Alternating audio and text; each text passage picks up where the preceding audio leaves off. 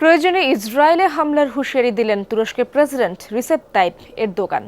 রোববার নিজ শহর রিজে ক্ষমতাসীন একে পার্টির এক বৈঠকে অতীত পদক্ষেপের কথা মনে করিয়ে দেন এরদোগান।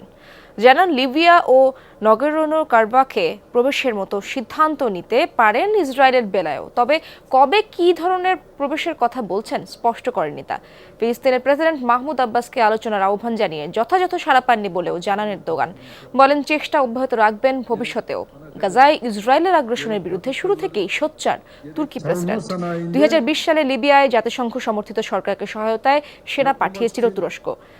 নাগোর্নো কারাবাখে আজারবাইজানের সামরিক অভিযানে সরাসরি সম্পৃক্ততার অভিযোগে অস্বীকার করলেও সামরিক প্রশিক্ষণ সহ নানাভাবে সহায়তার কথা জানিয়েছে।